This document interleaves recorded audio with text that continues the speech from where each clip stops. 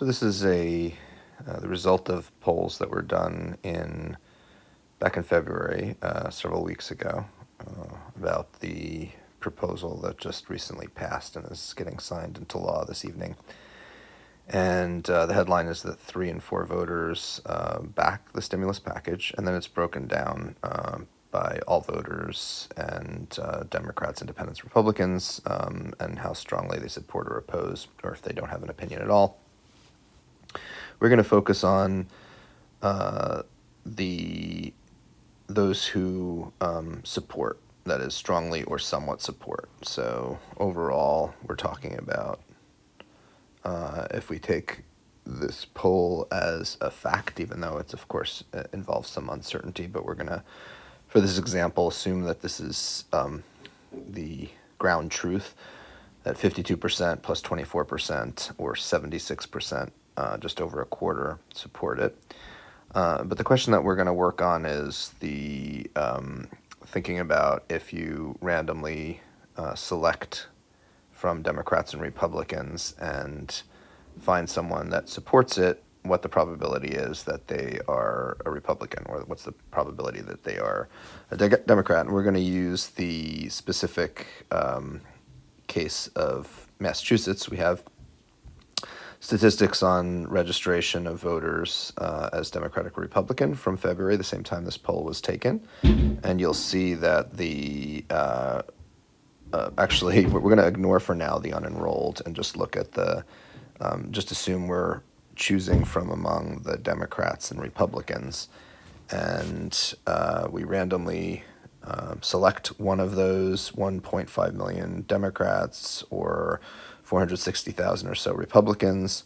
Let's just start with, to get our notation down, the probability that we select a Republican is going to be that total sum, which is, right, the denominator is going to be that sum, 1.5 million plus 460,000 or so, and it works out to just under 2 million, 1,954,643. I'm not going to do the arithmetic on it, but you should check at on your own that if you were to divide 459,663 by the total of the two groups, you will come up with a number that is 0.235. That is around 23.5%.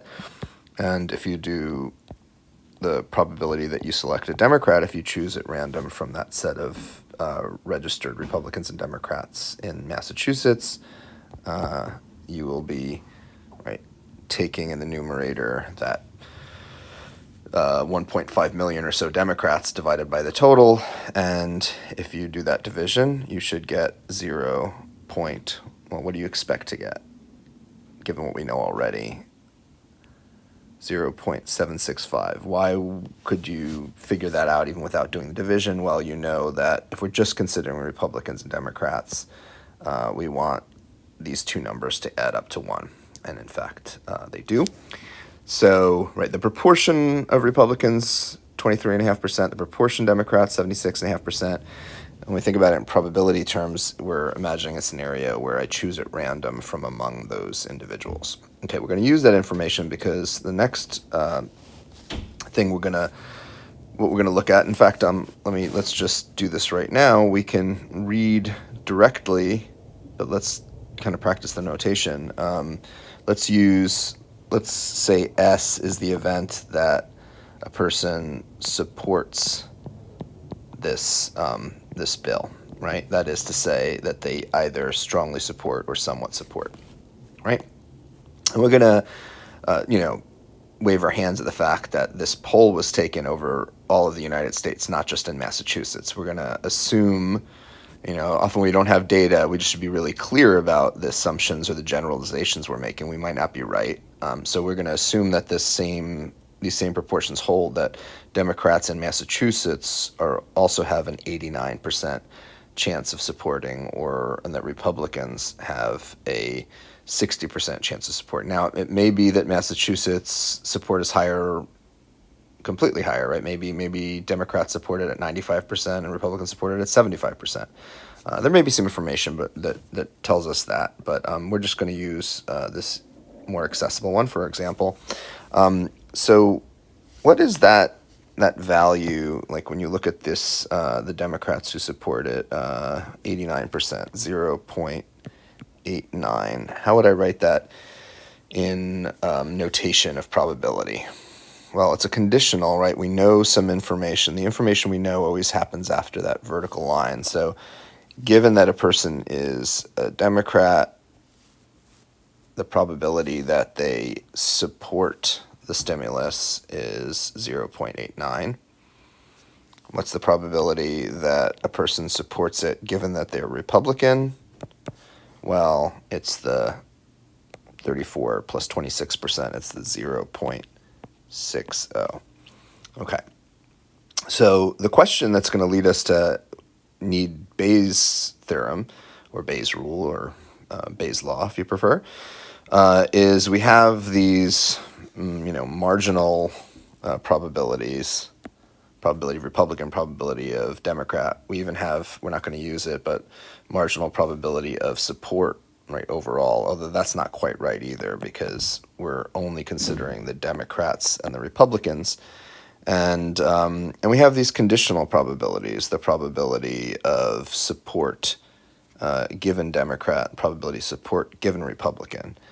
But what about if we want the reverse? So I choose a voter at random from Democrats and Republicans, and it turns out there's someone who supports the stimulus package.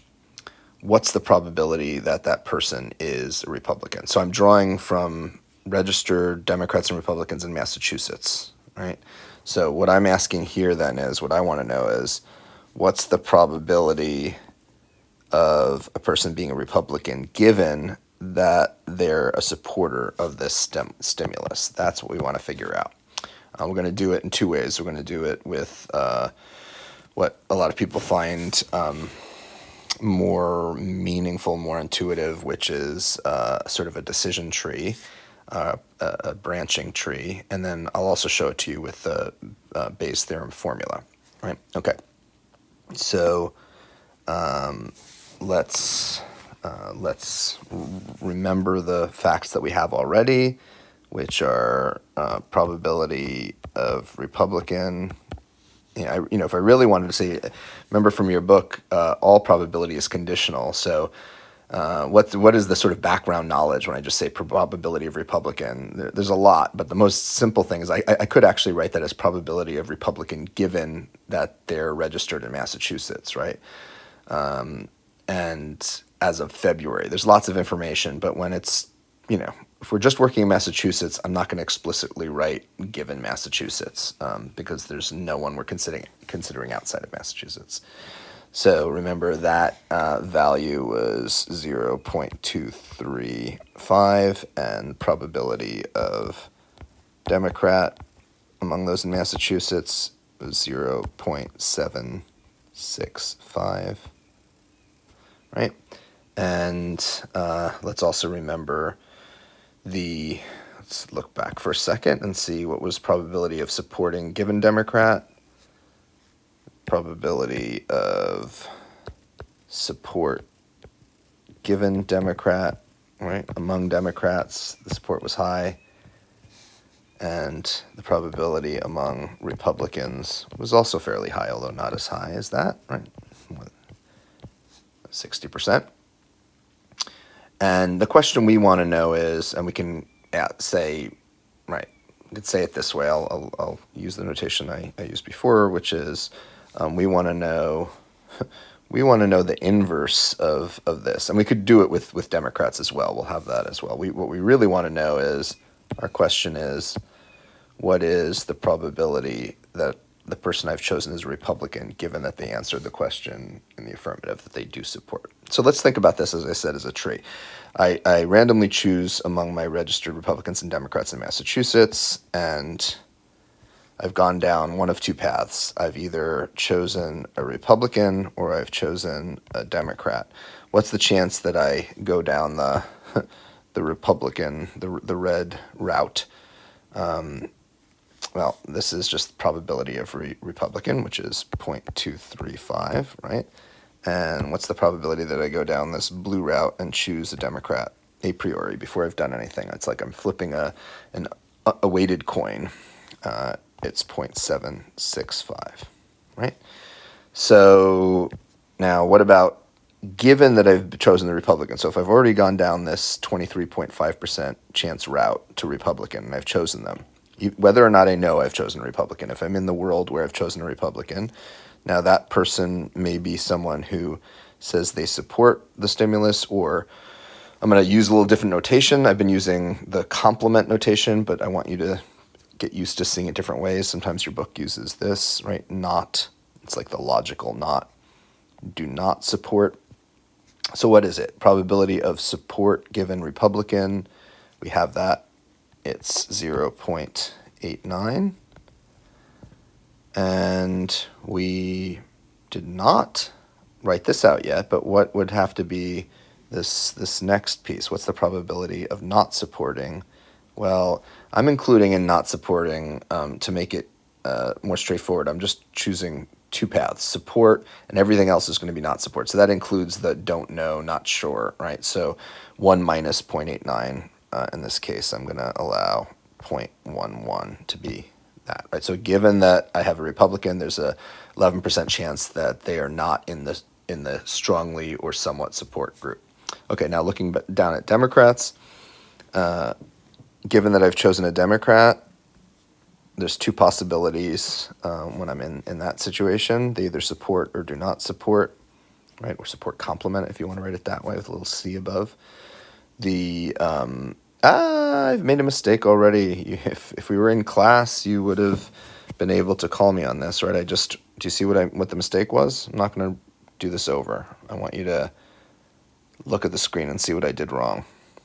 And I'm going to use a little eraser. I wrote the Democrat numbers up there, right? So that is for the Democrats. Hope I didn't confuse you too much, but that happens all the time. You should check your work.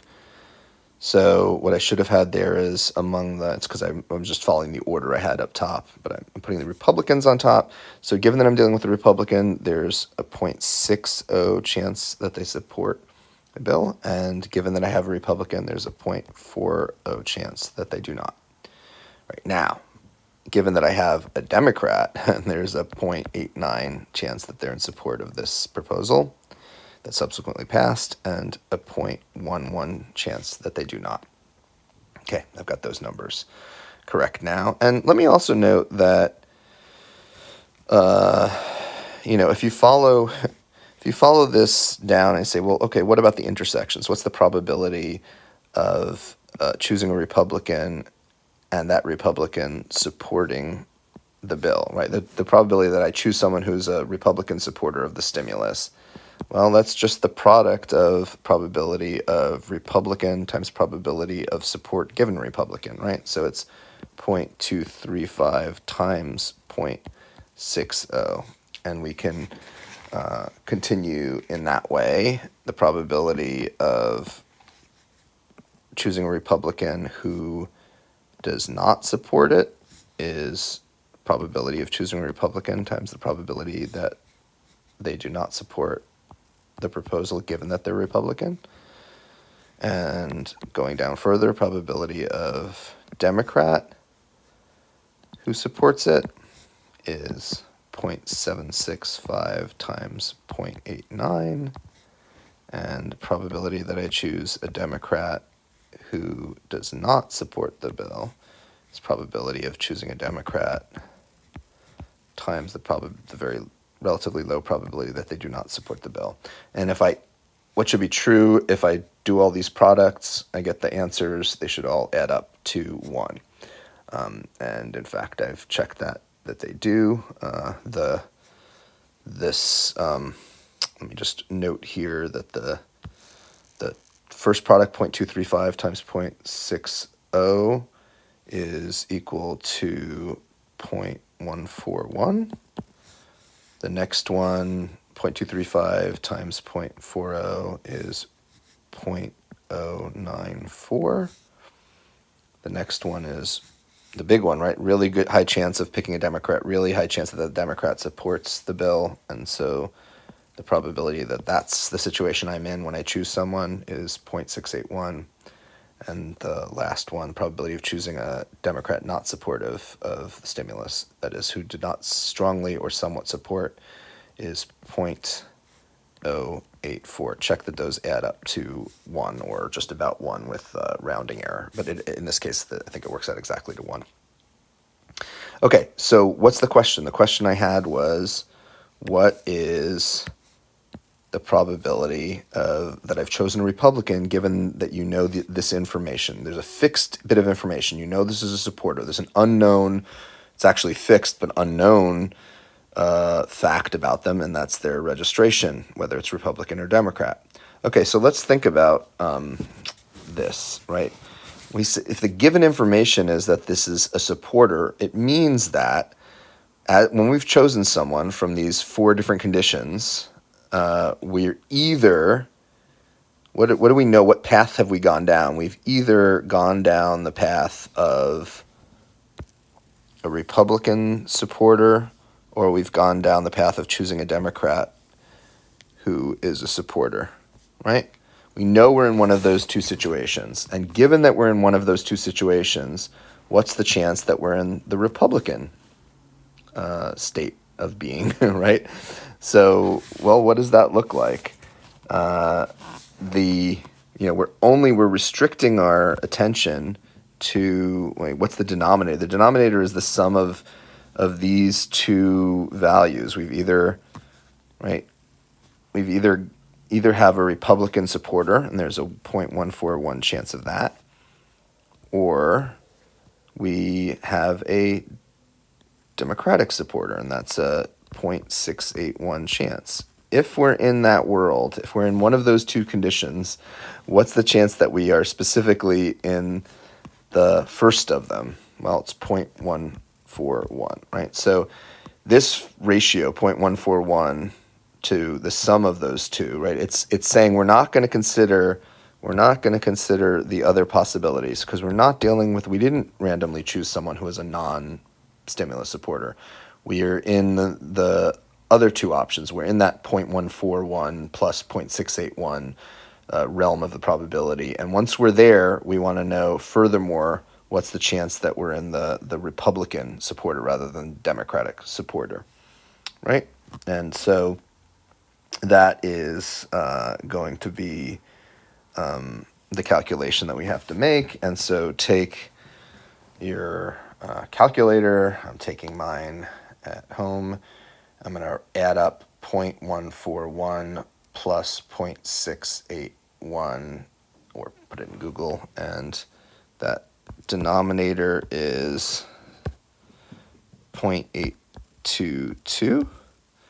And the numerator we said was 0.141. That doesn't change. So do the division, 0.141 divided by 0.822, and you get 0.1715, etc. So about 17%, right? So that says if I've chosen someone who's a supporter, the chance that that person is a Republican, given that they're a Massachusetts registered Republican or Democrat, is about 17%. So what's the probability? You can figure this out without doing much more work. What's the probability that we have a Democrat, given that the person is a supporter? Well, we could take 1 minus 0.1715, or we can do a little more work and say, look, the denominator is the same. I'm still in the 82% of these who are supporters, right, within Massachusetts, Democrats and Republicans. But now the numerator, instead of 0.141, is this 0.681, right? And indeed, 0.681 divided by 0.822, I did it slightly off, but it's about 83%, which is